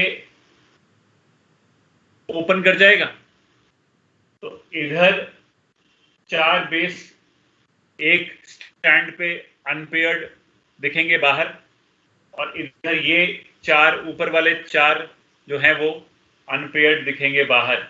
जैसे मान लो ये 4 बाहर हैं इस साइड से,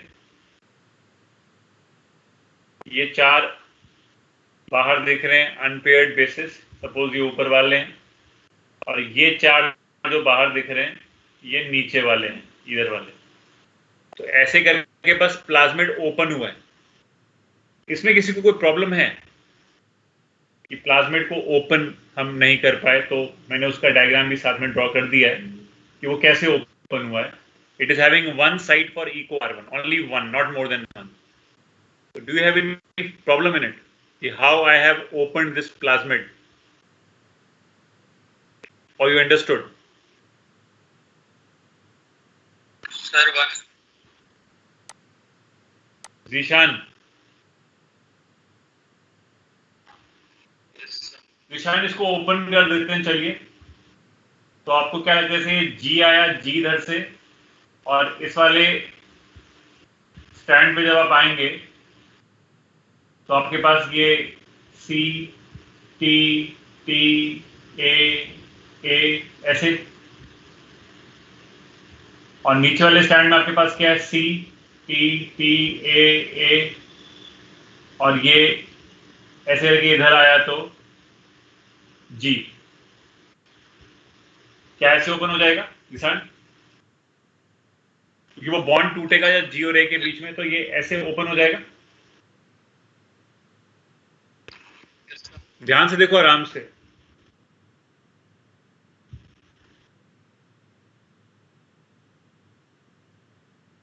ये 4 बेसिस इधर से अनपेयर्ड हैं और ये 4 बेसिस इधर से अनपेयर्ड हैं, जैसे स्टिकी एंड्स अभी ऊपर हमने क्रिएट किए थे निशान, बिल्कुल वैसे ही। बस ओपन हुआ है प्लाज्मिड, ओनली बस ओपन हुआ है। Okay, what do you think, this is correct? Yes, sir. Okay, और किसी को भी प्रॉब्लम है इसमें?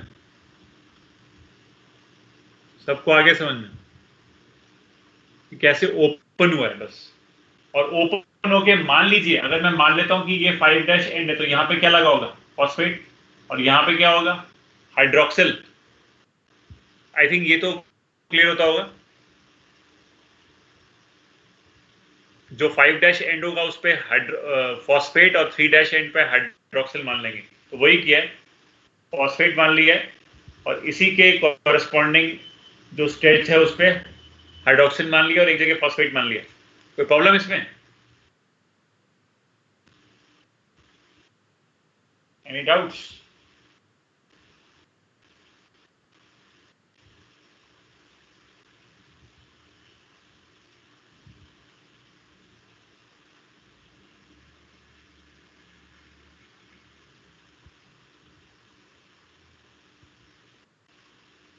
तो यू आर अंडरस्टूड, ओके। और जो डिजायर डीएनए है, वो डिजायर डीएनए भी आ गया आपके पास। सपोज ऐसा स्ट्रेच आ गया है डिजायर डीएनए का, इधर 4 अनपेयर्ड बेस खाली पड़े हुए हैं, इधर भी 4 अनपेयर्ड बेस खाली पड़े हुए हैं।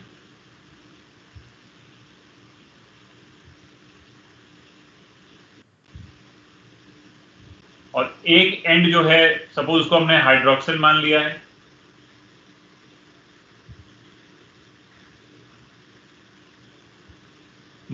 सपोज हमने मान लिया कि ऐसा है।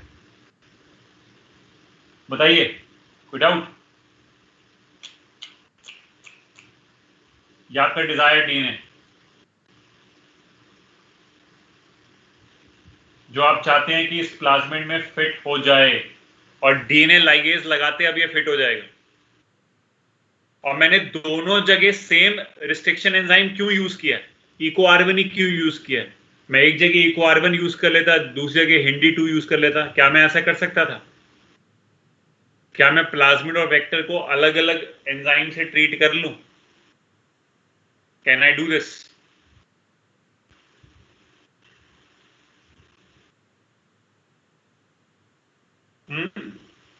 क्या मैं ऐसा कर सकता हूं?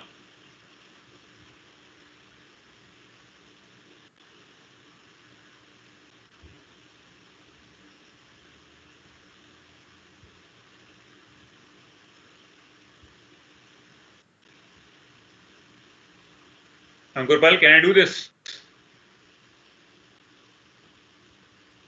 सर अगर रेस्ट्रिक्शन साइट सेम हो सकते हैं। हाँ, वो ठीक है, लेकिन क्या मुझे ऐसा, मान लो अगर सेम नहीं, मान लो अगर मुझे नहीं पता, मुझे नहीं पता कि कौन सी रिस्ट्रिक्शन साइट है, तो क्या मैं ऐसा कर सकता हूँ कि एक को E को R1 से ट्रीट कर लूँ, दूसरे को BAM H1 से ट्रीट कर लेता, या SAL1 से कर लेता, या ND2 से कर नो सर। लेता? क्यों? वाई? सर क्योंकि दोनों का अलग अलग रेस्ट्रिक्शन साइट से कट होगा तो कम्प्लीमेंट्री नहीं रहेंगे। कॉम्प्लीमेंट्री नहीं रहेंगे और अलग अलग एंड्स आएंगे तो आपस में जुड़ नहीं पाएंगे, isn't it? Yes sir. Correct. अच्छा अंकुर पल, क्या ये जो प्लाज्मिड है ये दोबारा से रीलाइगेट करके दोबारा गोल बन सकता है?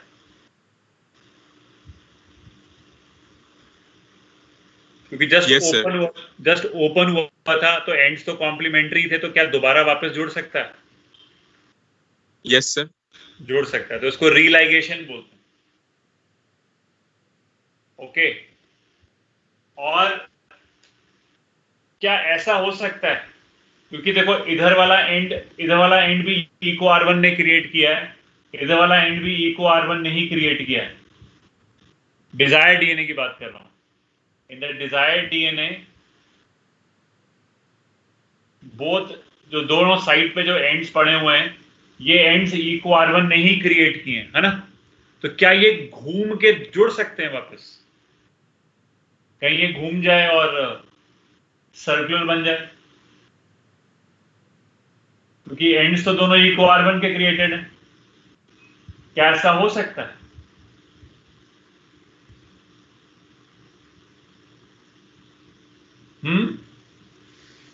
Is it possible? Kushag Agarwal, क्या लगता है, पॉसिबल है?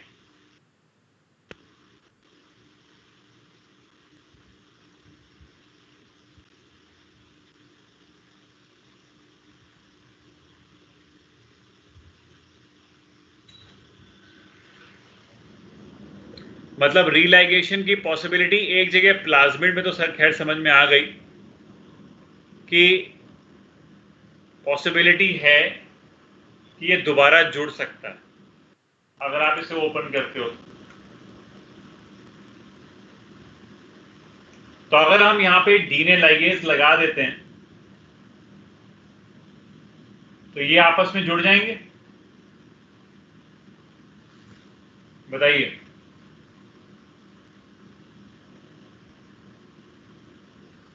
डीएनए लाइगेज लगाएंगे तो आपस में जुड़ जाएंगे और एक रिकॉम्बिनेंट डीएनए की फॉर्मेशन हो जाएगी। नहीं जुड़ेंगे अंकुर पल, वाई? क्यों नहीं जुड़ेंगे?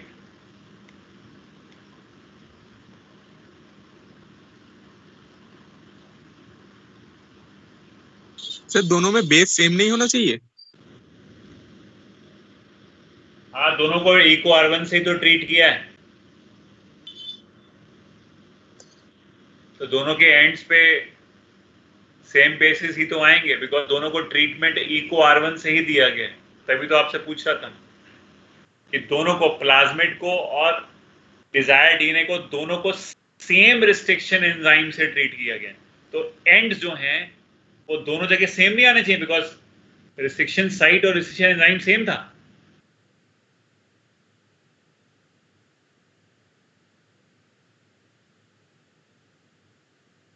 बताओ। Yes sir. तो फिर जुड़ जाएंगे कि नहीं? Yes sir. और अगर डीएनए लाइगेज है तो वो तो आपस में भी जोड़ सकता है इनको, तो रीलाइगेशन भी हो सकती है।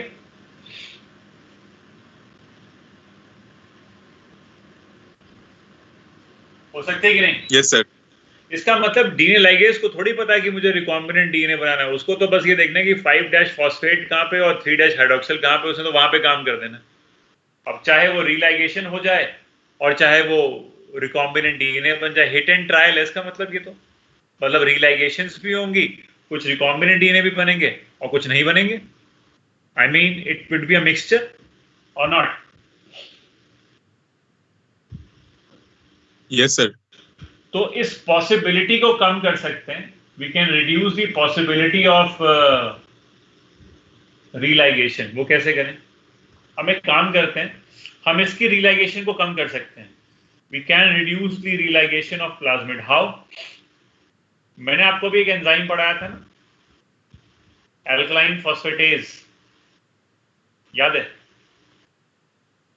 उसमें क्या करता है वो, 5' से फॉस्फेट को रिमूव कर देता है। तो अगर यहाँ पे मैं फॉस्फेटेज लगा देता हूं तो मेरा 5' से फॉस्फेट रिमूव हो जाएगा।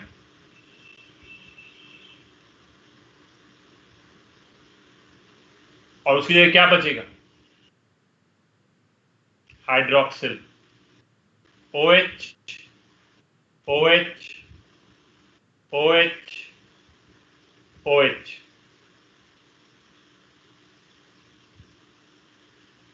अब सब जगह हाइड्रोक्सिल बचेगा। तो अब बताओ क्या ये रिलाइगेट करेगा?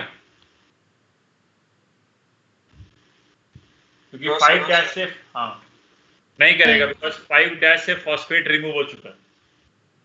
तो मैंने इसका तो रिलाइगेशन रिड्यूस कर लिया ना, कम कर लिया, मतलब चलो ठीक है, मेरी पॉसिबिलिटी ज्यादा कि अब रिकॉम्बिनेंट डीएनए बने, है ना, दैट्स गुड।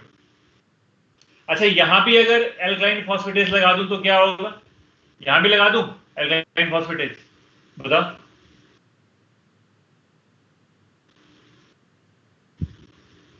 बताइए बताइए। तो यहां भी आ जाएगा हाइड्रोक्सिल हर जगह, बताओ ईशान अली।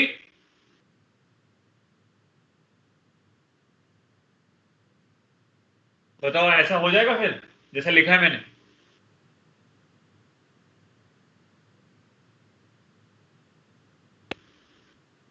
बोलोगे तो समझ में नहीं आएगा, इसलिए कह रहा हूं बोलो।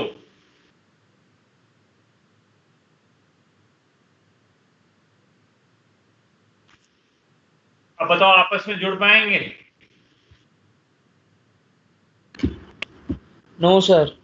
क्यों? Sir first. तो फिर किसी एक को ट्रीट कर सकता हूं, दोनों को तो नहीं कर सकता। हाँ तो फिर एक को ही कर लेता हूं, चलो हटा दे रहा हूं इसको, ठीक है।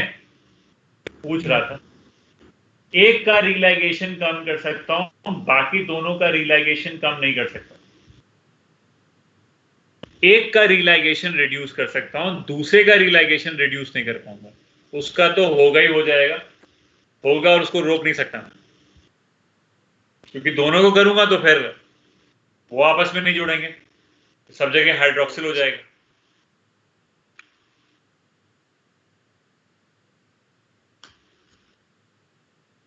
आप लगा दे डीएनए लाइगेज इस पे, शैल बी।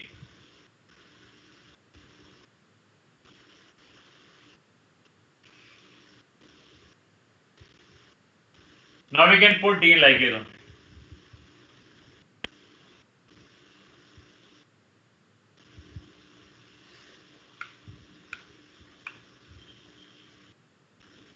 तो दो जगह बॉन्ड्स बनेंगे पर दो जगह नहीं बनेंगे, बिकॉज दो जगह से फॉस्फेट गायब हो चुका है। सही कह रहा हूं मैं?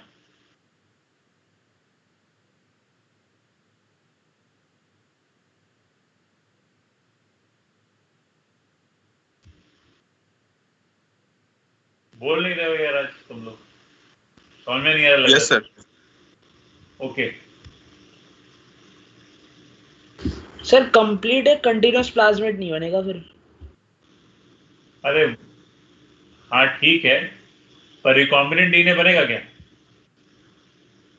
हाँ वो बन जाएगा। चलो वही बना लेते हैं। चलो फिर ये आपका सपोज यहां पे बॉन्ड बन गया बिकॉज फॉस्फेट था, लेकिन यहां नहीं बना। सपोज यहां बॉन्ड नहीं बना लेकिन यहां बन गया। और वो क्यों नहीं बना? क्योंकि आपके पास यहाँ पे हाइड्रोक्सिल है, यहाँ पे भी हाइड्रोक्सिल है, यहाँ पे हाइड्रोक्सिल है, और यहाँ भी हाइड्रोक्सिल है। तो ऐसा हो गया, लेकिन आपका डिजायर्ड डीएनए तो लग चुका है। This is the desired DNA which has been attached, but yes at two places bonds are left. और ये जो पतली सी प्लेस होती है जहां पे बॉन्ड नहीं होता उसको क्या बोलते हो? Nick, NICK, nick. But yes recombinant DNA has been formed.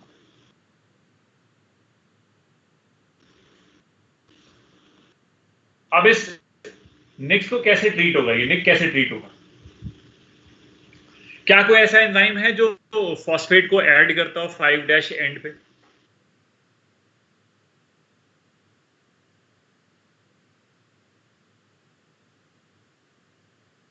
Polynucleotide. Yes, sir. Polynuclease kinase.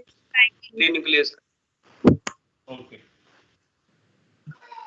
तो ट्रीटमेंट विद पॉलीन्यूक्लियोटाइड काइनेज और ट्रांसफॉर्मेशन इनटू होस्ट कर दो, बस आखिरी स्टेप आ गया कि अगर मैं इसको होस्ट में ट्रांसफॉर्म कर दूं, जैसे बैक्टीरिया के अंदर, तो क्या बैक्टीरिया के पास अपने काइनेजेस होंगे, वो उसको ठीक कर लेगा? रिपेयरिंग एंजाइम होते हैं होस्ट के पास, ऑर्गेनिज्म के पास। डीएनए में कोई डैमेज वगैरह हो तो उसको रिपेयर कर लिया जाए, कैसा पढ़ा तुम लोगों ने? होता है?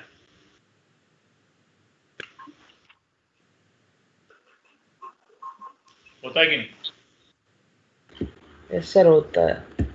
बस हो गया ठीक।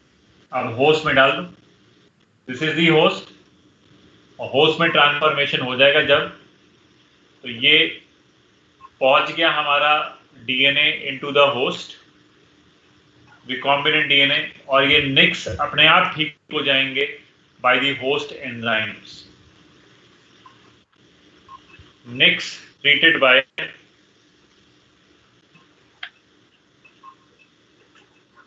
host enzymes.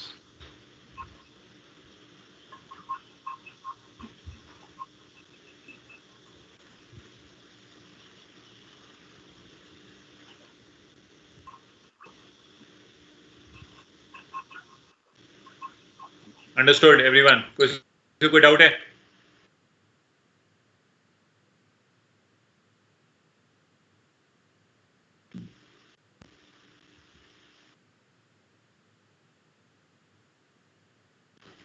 Over and all. Thank you.